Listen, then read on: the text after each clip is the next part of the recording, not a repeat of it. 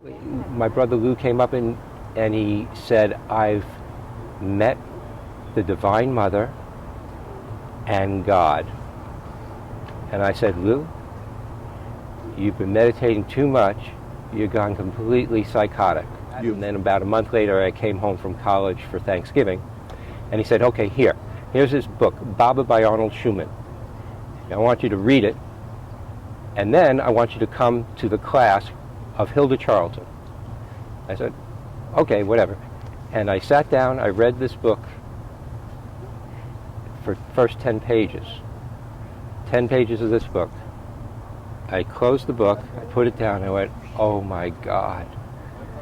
God is real, and this is God. What happened in those 10 pages was just Swami.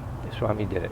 I can't explain it any other way. My heart opened, and all of a sudden I had this awareness, and that was it. He picks and chooses his devotees for this life.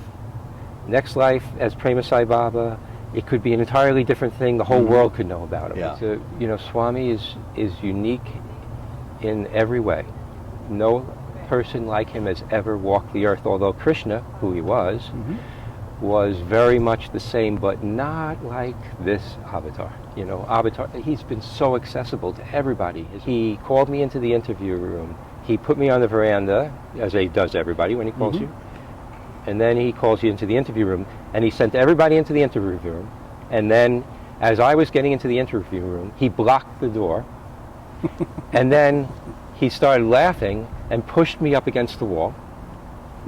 And then he lifted me up as if I was a rag doll and shook me against the wall, like a rag doll.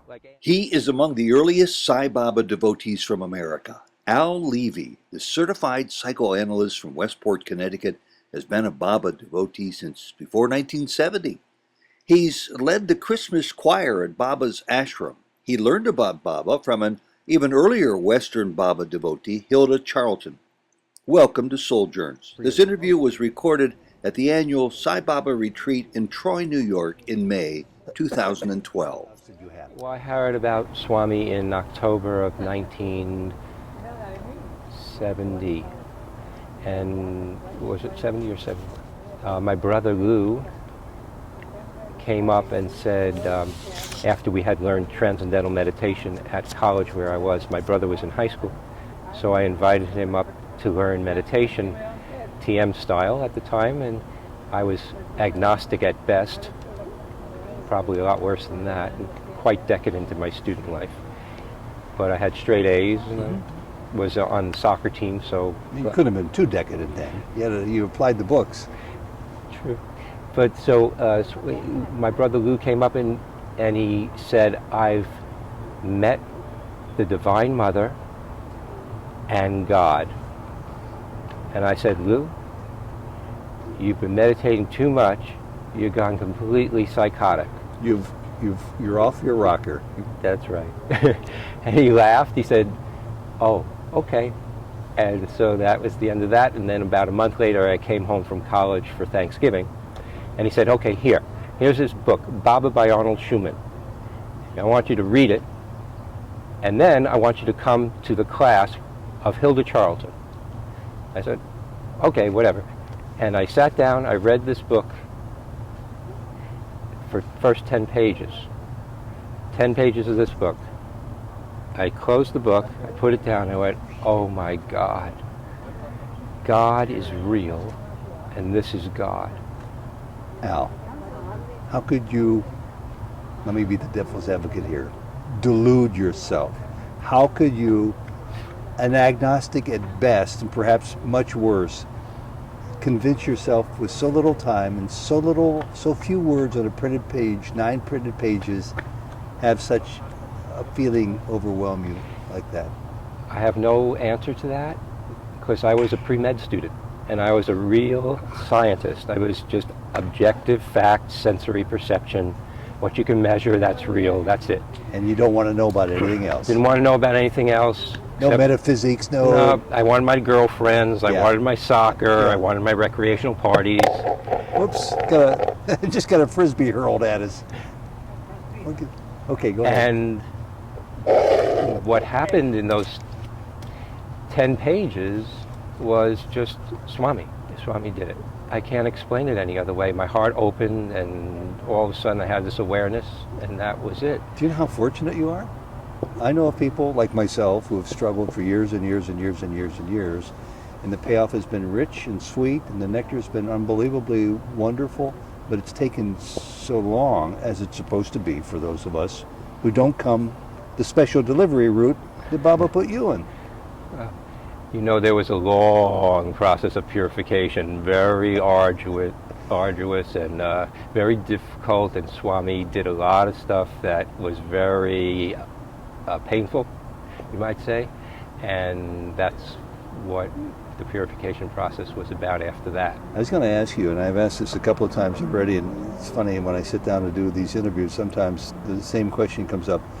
Did Baba show you his stern taskmaster side from time to time? Did he, like the metaphor goes, throw you up against a wall of sandpaper to help you become revealed to you better? It's funny you would use those words, because in my first trip to Swami in '78, I had 2 interviews. One was a group interview at the beginning with Hilda, who was, at the time, I was living in her house and I was driving her, and that's how I got to India, because I had to take her with me the only way I could get there, and her 24 students that accompanied us. And we had traveled around the Middle East in a pilgrimage, and then ended up at Swami's by deliberate effort. And then Swami called us in within 4 days. And as I was exiting the door, I asked for blessings on a friend that was having particularly difficult time spiritually. It was like going down the hills of the sliding down into the earth type of thing. I said, Swami, would you please bless so-and-so? And he looked at me and he said, I'm going to see you again. And I said, okay. So actually Hilda and the 24 students a couple of weeks later left, and they said, so Hilda said, you're coming with me, right? Because, you know, we're going. I said, well, Hilda, Swami said that he was see me again, so I'm going to stay. And she said, okay, I'm sure it'll be okay. Everything will be okay. I'll make it home, and Mark will be my driver. And I said, I'll be there, I'll be back before I start college, because I was starting college, graduate school. You're just a young kid, huh? I was about 22, 20. Well, at that time I was older. I was 27 by then. It was graduate medical school. I was thinking, no, by that time I was a psychology major and all that. So, so Swami then called me in at the end of that period of time. Yeah. It was at the end of the summer, just before I had to go back to graduate school for social work, actually. And when he called me into the interview room, he put me on the veranda, as he does everybody when he calls you. And then he calls you into the interview room, and he sent everybody into the interview room.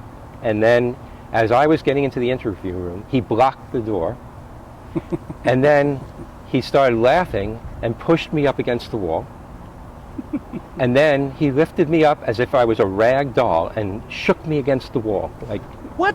Like a rag doll, like, you know. This diminutive figure we know as Sai Baba Swami, who weighed 108 pounds, and I weighed 150 something.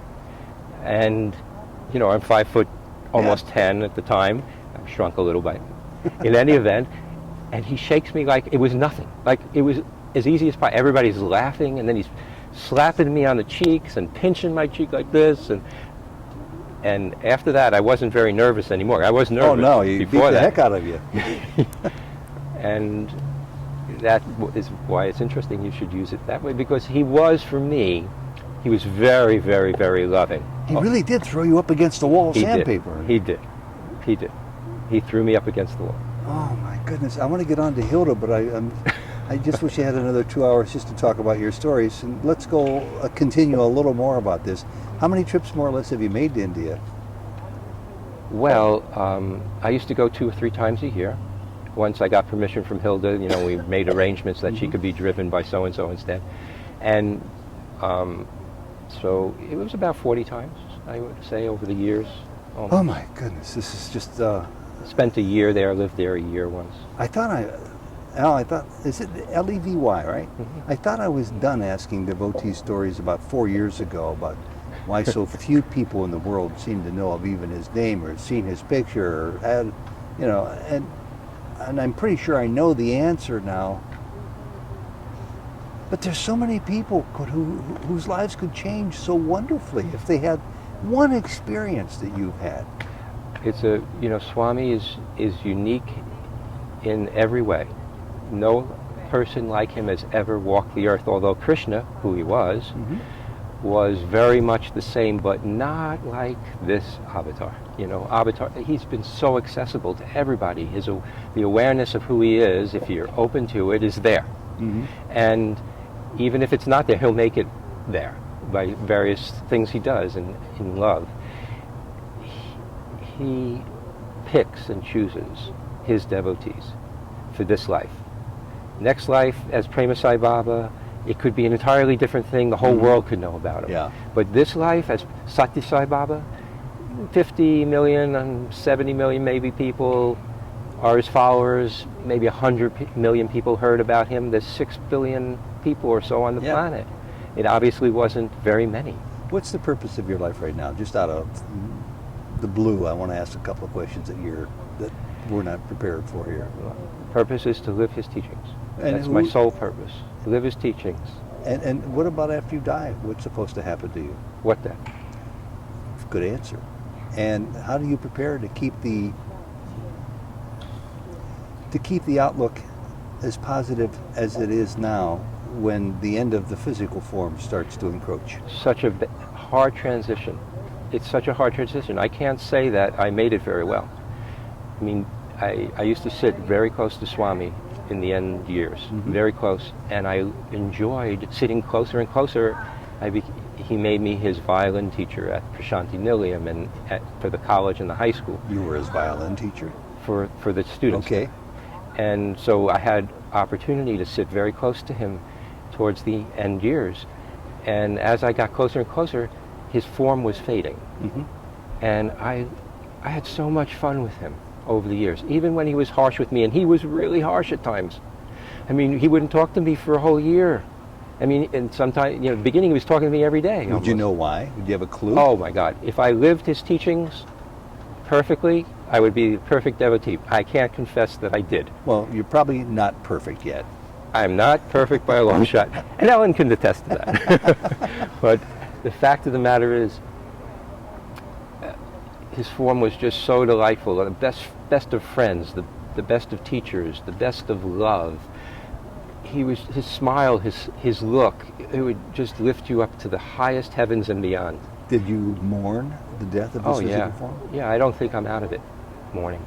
I mean, how can you, when you lose a friend that's so dear to your heart and so dear to your life, and you know that you can't hold him, or he can't hold you, or you can't touch his feet in this case, or he can't tap you on the cheek, or give you a look, or tease you, or when you're doing the Vedas, as we did at the end, and he would come by and he'd just stare at me because I managed to do it that day, and then move on. Or, those things are so precious.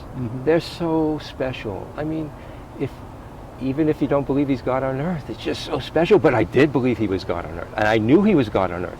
I knew it as much as I breathed. Is your brother still? My brother's a carpenter, and he still loves God, and he used to say to me, all forms are imperfect. Why are you doing this? Why are you so close like this?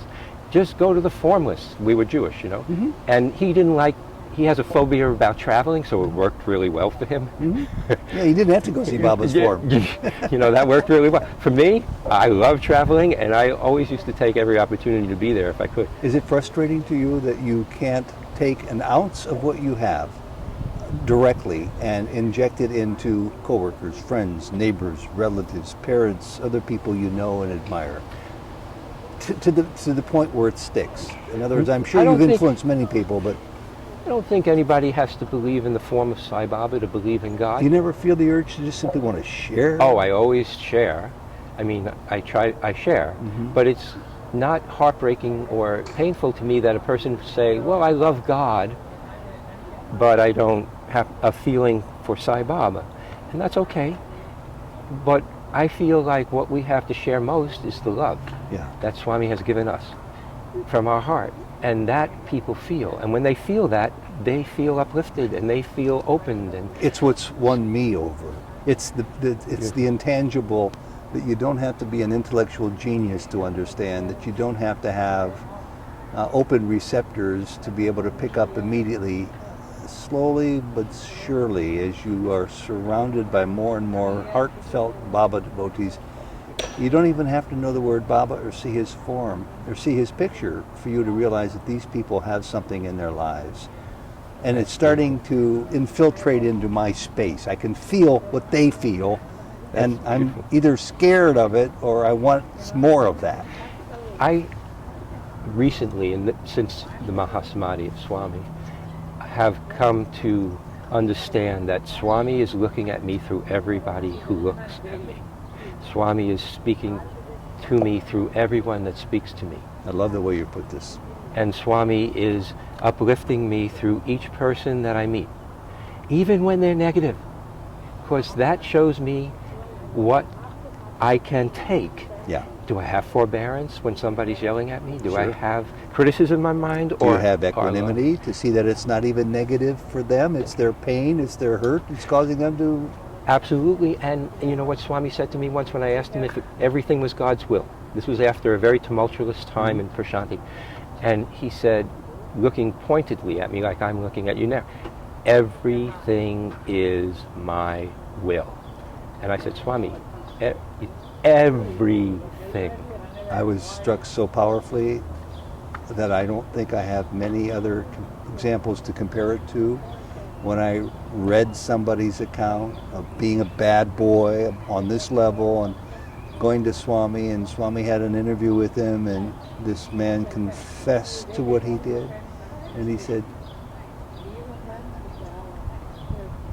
don't do that to yourself, for I have willed it.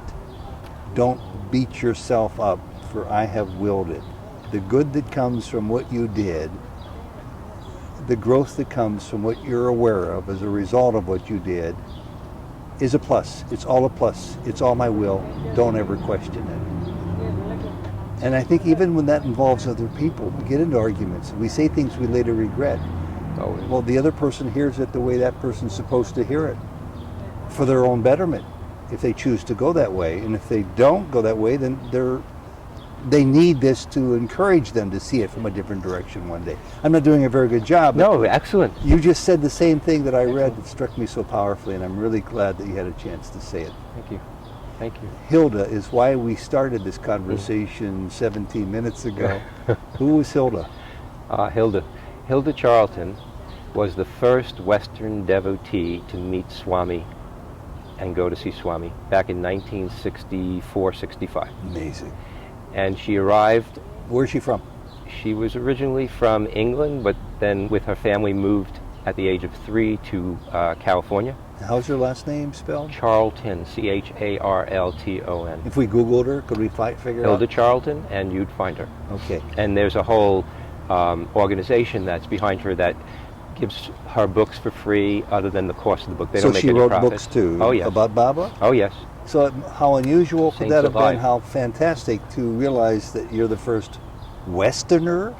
She was the first Westerner, and she lived with a woman in Swami's house named Lily, who was her roommate. Lily was, I think it's Shirdi Ma's sister from way back, and she's the oldest devotee. That's a woman that's still, I don't know if she's still around right now, but she was up until a year ago. Wow. So Hilda and Shirley. And Hilda and Lily Shirdi lived Ma's in Baba's sister. house. Lived in Baba's house in Brindavan. When they were in Prashanti, of course, they lived in the south wing. That's now the south wing, Yeah. next to Kasturi's room. Okay. And they were very good friends. Hilda and Kasturi were excellent friends. So where did you meet Hilda? So my brother Lou said, okay, now you think Baba's God. Fine, come to this meeting on Thursday night, and you'll meet the Divine Mother. And I said, give me a break. I just accepted Baba as God. You know, don't push it. I'm not ready to find Mary yet. So he took me to a meeting. That was a meditation meeting run by Hilda Charlton, and it was 1971 in the basement of St. Luke's Church down in the West Village of Manhattan. And there were in this room about 100 or so people, and there was a lady sitting there and speaking words of wisdom with a lot of love. And then eventually we had a meditation, and I felt very different. I could only say very uplifted, but I couldn't identify what type of feeling this was. I wasn't very spiritually minded, you know. I just read a little book, you know, and thought, oh, okay, God exists, so now what? And at the end of the meeting, my brother, who had become one of her closer students at the time, said, I want you to meet Hilda. I said, okay. He brought Hilda up to me, and he said, Hilda, this is my brother Al. And she said, oh, you're Al, huh? And she put her hand on my chest, right over my fourth chakra, heart center. Nobody in my life had ever done that. Nobody. And when her hand went on my chest, it was like I was transported to some place of consciousness that I had never, ever been to. You lucky dog. I was very What a great lucky. And I didn't experience. deserve it, I'll tell you. I really didn't. Well, of course you did. You just don't know your former lives well enough. You were probably the Archbishop of Canterbury at one time. Who knows? I hope not. But Okay, the chief rabbi of Blintz. Who knows? Because Krishna's bodyguard. Krishna's bodyguard? That's even better, isn't it? Krishna needed no bodyguard. So she was pretty instrumental. I've heard her name, I know the reference, but I'm sure many people who are new to Baba who might see this would appreciate this too. Did she live long? She lived until 1988, and I lived with her for the last 12 years of her life. And What do you mean you lived with her? Well, okay, so Hilda was in Swami's ashram with Swami for a year, and towards the end of that year he came up and he said to all that were around for darshan that day, a diamond is a very special special stone, but a mind is the greatest treasure in the universe. Oh, Hilda has no mind. that's what he said. He said that. And Hilda looked at him like, whatever you say, Baba. So she found bliss, she found realization. Then he came out like a little bit later, a couple of weeks later, and said, no more births, Hilda. Mm. And she looked disappointed. And he said, what? And she said, Swami, I just wanted to come one more time to help you. Don't you want me here to help you?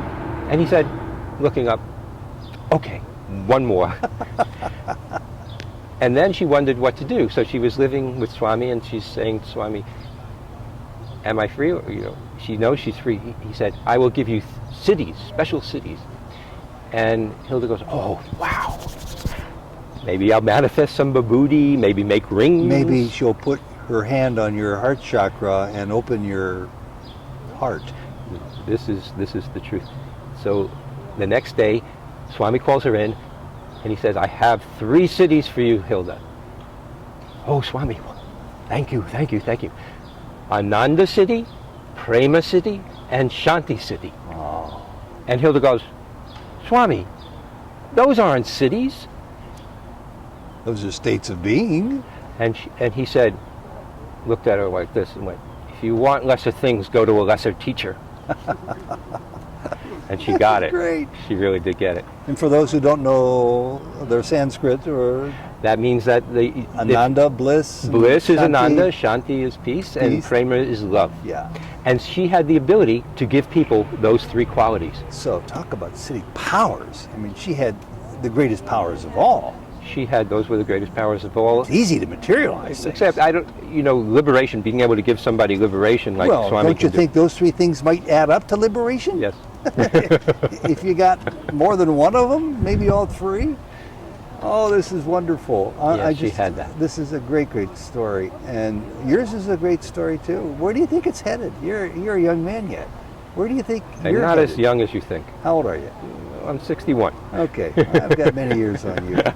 How do you think your life is going to go from this moment forward? I'm not quite sure why I'm supposed to ask that, but I am curious to know, with this treasure trove of all the gifts that you've been given,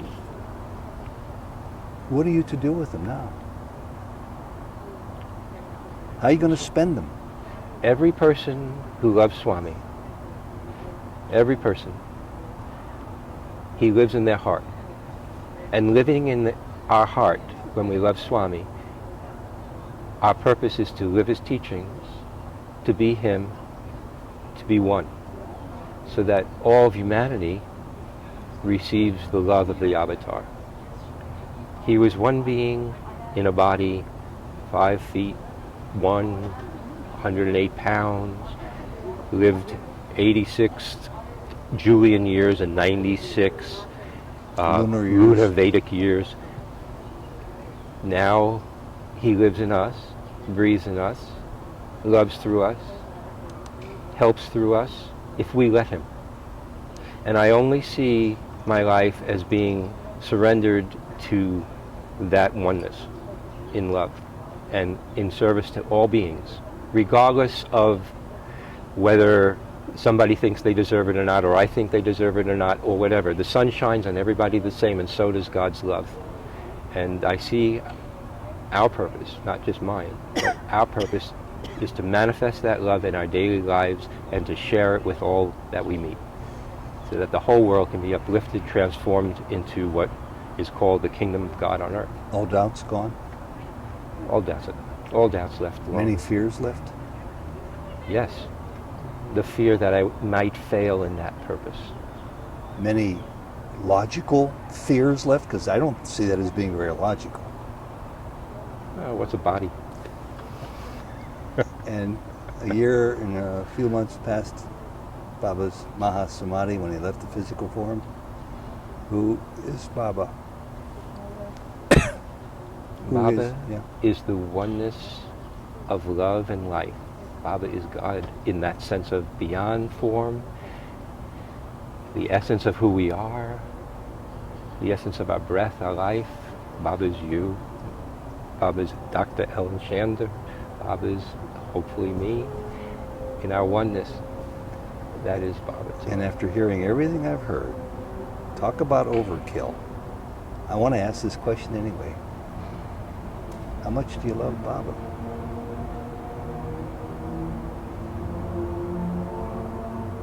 More than life itself, more than anything in it, more than the breath.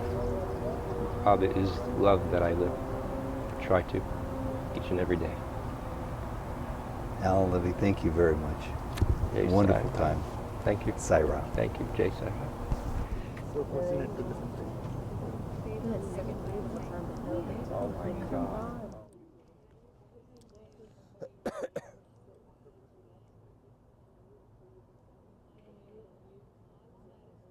There's nothing else 80, that's wrong. what else is there? Maybe one is Krishna, each God is like them. You know? I mean, we've been blessed. Blessed. But you